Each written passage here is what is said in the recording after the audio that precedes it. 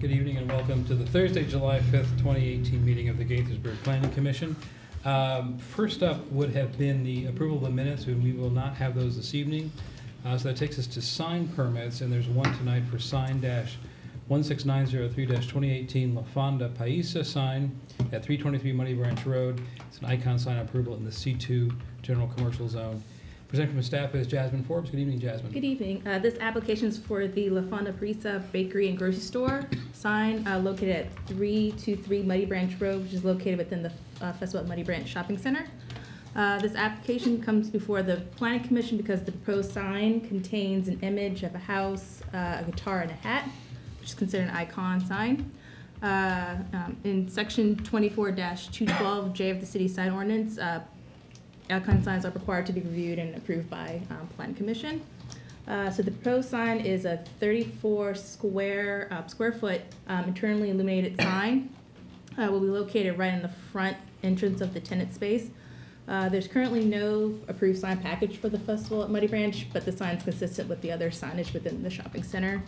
And the property owner has reviewed and approved the sign. Great. And everything else about the sign conforms to the ordinance. I noticed the one condition about opaquing out the white field. Has that been agreed to, or you don't know yet? Yes, I spoke with the applicant, and he's going to revise the sheet to make the horizontal part to be opaque. Great. Any questions? Anything? No. Paisa. Paisa. Paisa? Paisa? Paisa. What does that mean? Bakery Paisa? It's like countryside, sort of. Paisa. It's country. Pais, That's what the translation is. like it means that it's in the countryside. Okay. It means you pronounced it incorrectly. I get it. Loud and clear. But the whole thing just means country. That means you All right, have great. to do. Is there anyone, were you here to testify on this application? I love Okay. stuff out of it. So the recommendation, please. So staff recommends approval of sign-16903-2018 based on the exhibit submitted and the staff report finding it in compliance with section 24-212 of the city sign ordinance with the one condition. Great. I don't see any problem with the icon sign. The only observation I'd make, if you'd pass it on the applicants, is it's awfully small. I mean, there's an awful lot of detail. I think there. it might have been the rendering. Yeah, but I mean, just in terms of visual impact, if you're going to do it, it costs some amount of money to do it. Maybe just suggest to them if they want to take a new look at the graphic. It's very, very small and detailed for something that ought to, pop and be an icon. Yeah, I guess my only question would be is if they get rid of the icon, they decide for, I think, rational sort of budget reasons to get rid of it, they don't have to come back, right? Because the sign is otherwise conforming. Yeah. Right, yeah. Okay, so that's great. Good. All right, any other concerns, comments? Is there a motion, please? Mr. Chairman, I move that we accept, based on the exhibits submitted in the staff report finding and recommendations, grant sign 16903-2018, finding it in compliance with section 24-212 of the city code with the one conditions read into the record. Second. Let's move to the second, and all in favor, please say aye. Aye. Opposed? That passes 5-0. And I should mention for the record, for anybody keeping score at home, Phil Wessel is on the dais, but not participating as we have all of the regular commissioners in their chairs. But thank you for being here. Next up is a tree removal waiver application for ENV-7963-2018, 138 Gold Kettle Drive. Tree removal waiver for the property located at 138 Gold Kettle Drive in the RPT medium density residential zone. And this is a tree removal waiver. we got nobody. No applicants tonight. We don't even have lights. I know we don't have lights. Good evening, Commissioners. My name is Andrew Benjamin, for those of you I have not met previously. So, Nice to meet you. Nice to meet you. Yes. Nice to meet you. So I'm here presenting a tree removal variance. The applicant, PGC Landscape, on behalf of Shady Grove Village, submitted tree removal application tree 16386 2018 on April 20th, 2018. Upon staff review, it was noted that the proposed tree to be removed, a Pinot Quercus palustris, measured greater than 30 inches at diameter at breast height. The subject tree measured approximately 39 inches DBH, or diameter of breast height. Trees greater than 30 inches dBH require variance for removal granted from either the Planning Commission or City Council. The applicant has submitted a tree variance justification request for the removal of the subject tree. And so, as you can see in this aerial photograph, the subject tree is behind 138 Gold Kettle Drive. And we have an arborist report that there's damage and disease and various other things to suggest it really doesn't have much of a chance to. I have photographs that I'll share with you. The city staff visited the site and evaluated that the subject tree and arborist report, and concurs that the tree has considerable dieback and decay in the crown. The pin oak has poor structure, likely due to the clearance pruning done for the adjacent electrical lines. It is this pruning that likely introduced the decay to the main trunk. The decay in the trunk at the branch union, that is the area where the branch connects to the trunk, and the poor structure create a risk of failure for the large remaining branches. The new wound from the recent storm further weakens the trunk and increases risk of failure. Given this increased risk and the tree's proximity to the townhomes below, the concerns for safety are valid. And I have the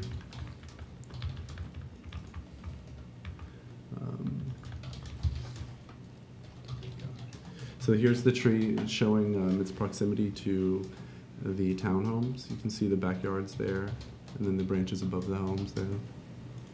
And then this is the cavity, and this is where they cut, but the tears into the branch union, and so that makes it that increases the risk, because it's a type of wound that is much more difficult for the tree to heal closed. So is this tree technically on private property or on a public right-of-way? It's on the HOA property. It's on the HOA property, okay. And those are the power lines that I was referring to. So in accordance with section 22-12D, the applicant's arborist and staff submit the following findings. First finding, will the variance confer on the applicant a special privilege that would be denied to other applicants? The finding is this request will not confer a special privilege to this applicant based on the determination that the tree is in poor condition and is a safety hazard. Also, the Planning Commission has granted previous variances for the removal of trees in similar condition. Number two, arises from a condition relating to land or building use, either permitted or non-conforming on a neighbor's property. This request does not arise from a condition relating to land or building use on a neighboring property. The subject tree resides solely within the subject property. The request arises only because of the condition of the tree. Number three, will violate state water quality standards or cause measurable degradation in water quality. State water quality standards will not be violated, and there will be no measurable degradation of water quality because of the very small project area and the fact that there's no need for causing soil or other surrounding vegetation to become disturbed or exposed. Staff, upon review of the applicant's arborist report and site evaluation and noting that the tree is not shown on any forest conservation or landscape plans, recommends Planning Commission make a motion to grant the requested variance for ENV 7963-2018, removal of the 39-inch pin oak at 138 Gold Kettle Drive, finding it in conformance with section 2212 of the City Code, and based on the findings presented in the staff report. Great, thank you. Yeah. And just to be clear, so it's precipitated by both the pruning from the utility company and storm damage, I guess. Yes. Yes. The pruning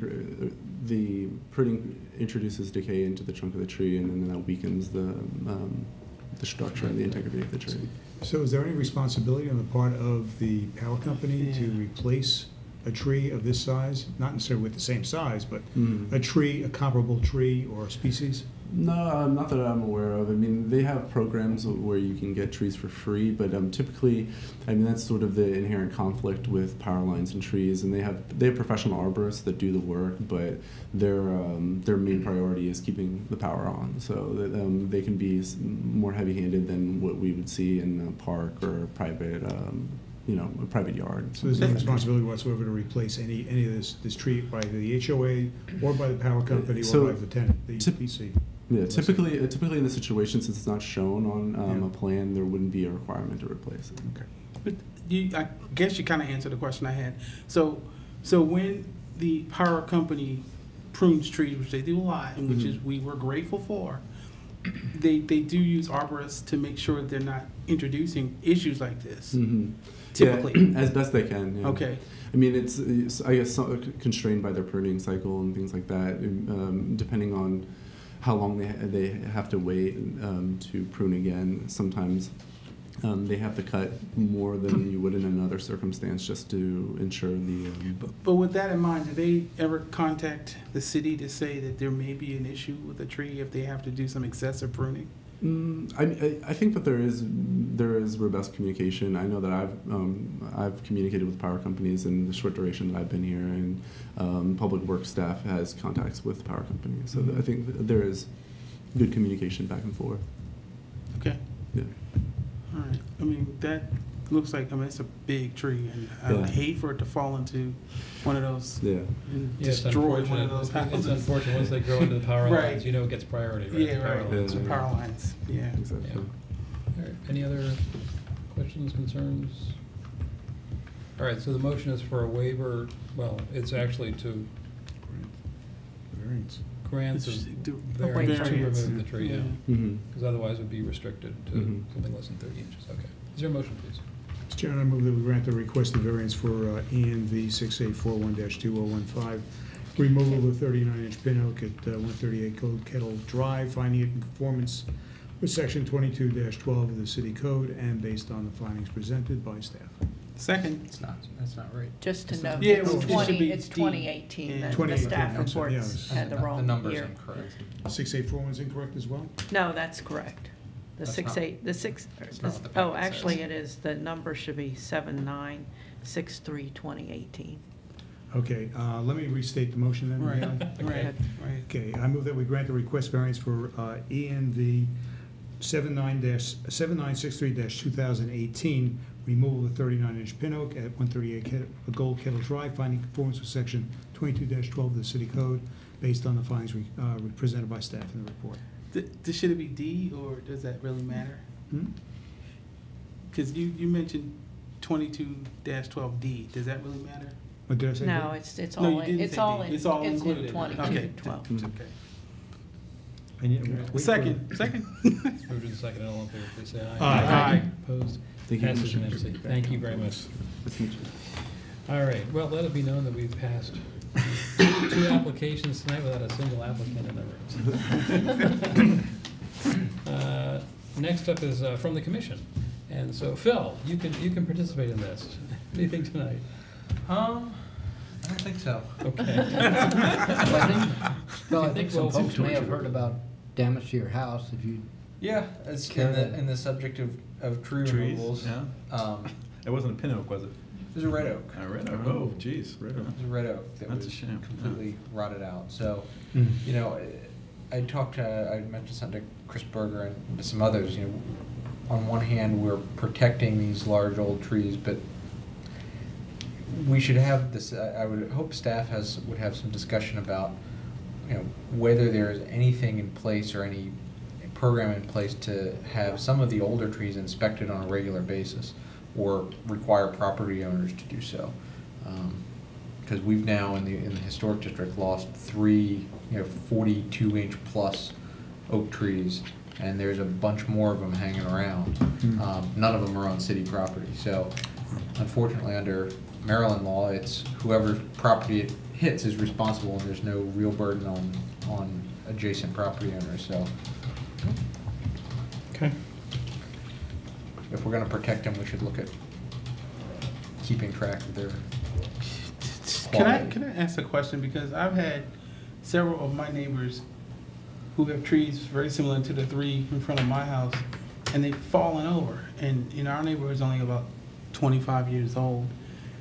Does the city come out and inspect, or can you have that, or is that up to the property owner? It's up To to do the that. property owner to hire their own arborist. Oh, okay. Yeah. But it's a really interesting, and there's limited things the city can do, but it's a really interesting from a legal standpoint that there is really no requirement to inspect them, and there's no liability for people who don't inspect the trees. The only way you're liable for anything is if you do inspect a tree and don't do anything about it.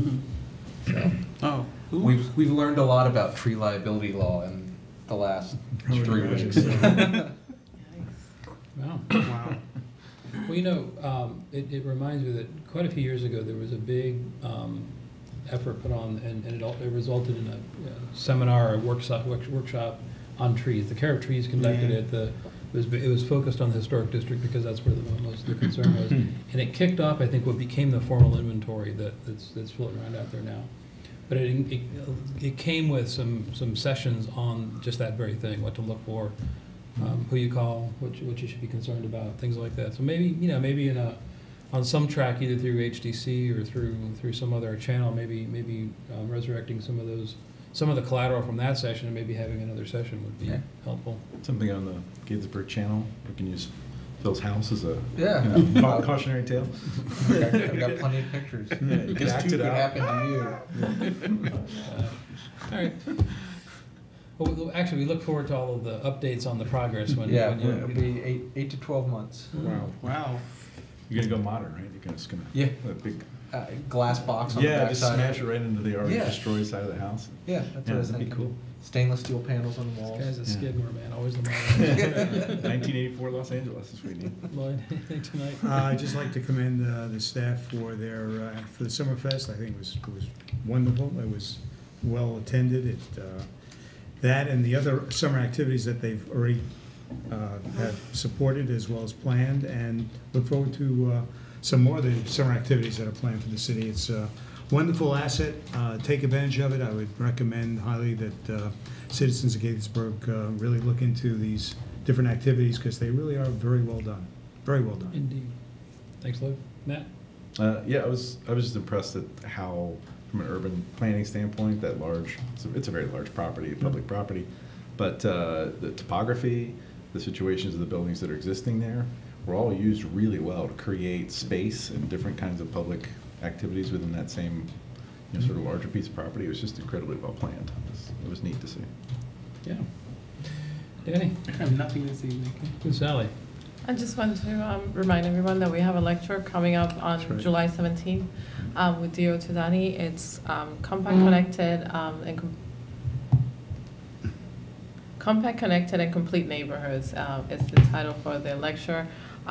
And I would just encourage everyone to be there. It's an exciting speaker. He's very lively, loves to present everything with his own cartoons, but above all, he's a very experienced urban planner around the world who conducts his visionary exercises to try to gather community consensus behind principles of urban design. And that is at July 17th at 7:30 is the lecture, and at 7 p.m. we have a wine reception. So I'm going to encourage everyone to be there. And that's at the Arts Barn? At the Arts Barn in Kettlins, yes. Great. So you can't come in at one and leave, right? If you want to, you can. Good. Stop it. All right, so from staff, we have an item on tonight. Greg, Jasmine, who's doing this? Want to go first?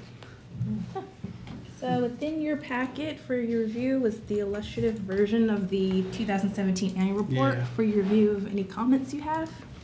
It's pretty. It is nice. But I want to thank staff again for helping put it together. I had just 3 small things, and I may have missed them because I was reading through it quickly.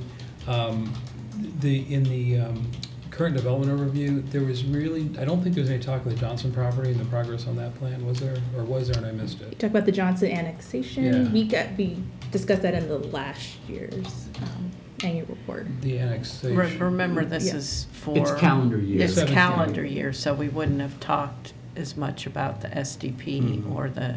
The SDP and the final site plan were approved in 2018. Oh, they were a lot late. Okay, gotcha. So it'll be coming up. Yeah, all right. And then the moving forward, did you want to talk at all about the school site analyses that are going on for the potential school site? That's sort of That's the not issue, something too. our staff, our division has been handling, Oh, okay. so... Really? You don't know a part of that at all?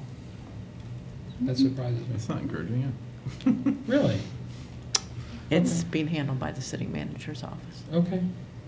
Well, I don't know, but I mean, in the broader sense of planning, it seems like it'd be at least a mention, but, okay. Because you do economic development, you do some other sort of outside the planning staff items. It just seemed like an appropriate thing. We just need somebody with a pencil to sit over their shoulder too, somebody that can, figure out what's 10 feet and what's 100. Just a You know? suggestion. Yes, that's That it. makes sense. Yeah. Not a sermon, just a thought, right? And the last question was, the Watkinsville interchange, I know it's on the little map, there's a little circle kind of noting it, but it wasn't really in the narrative, I don't think. Did you want to include anything about that? I guess it would, I mean, it started Transportation. at the end of 2017 would be good To note it. yeah. Okay. Any other? Well, it was kind of cool that we got, there's photos of us. Andy scrolls right down. There I am, that's me. No, look, Ma, no hands. Any other? No comments other than just praise to say that it's not only is it informative, and I think, It's but attractive. it's compact, and and it's visually interesting, which I think so you've appealed to both sides of the brain. So it's really great. I think it's a great report. It's Yes, indeed. both Well, sides of the point of pride. It is fantastic. And You're I'm still gonna- on your picture there, Danny. Yeah. No, I'm actually going to use this in October. For Good my- idea. Oh, yeah. Yeah, I'm going to use this. It's a It's- picture? No, no, Just no. his picture. T-shirt made up. Look at me. Nice. No, thank you so much. It's really great. Right. Anything else? All right, good work. Thank you. Thank you. All right, anything else? Yes, staff recently got a request to establish a shared parking chart at 431 East Diamond Avenue for a church. Right. That's right here in the Old Town in the CBD zone. Mhm. Under the code right now, shared parking charts have to be established by the planning commission. With the meetings coming up, it looks like we may not have a meeting in July. There's right now nothing on the agenda. And typically these are consent items that we bring before you. So we're looking for delegated authority to allow us to do it at a staff level. Just some information, I guess, real quick, is the subject property is currently a 10,500 square foot warehouse space and has 23 parking spaces on site. The church would generate 17 parking spaces, but the shared parking chart obviously would realize that those uses are going to be operated at different times, so those spaces would be shared. So that everything we've looked at so far, there shouldn't be a shortage on parking under the shared parking chart. And this is in line with what we did down here at the end of Summit for the warehouses down here. When schools and churches came into these sort of industrial properties down here, we did a nice shared chart that showed. You mean on East Diamond Avenue? East Diamond, East I'm sorry, Diamond, not yeah. Summit, yeah. East At Diamond, yeah. at Gerard's.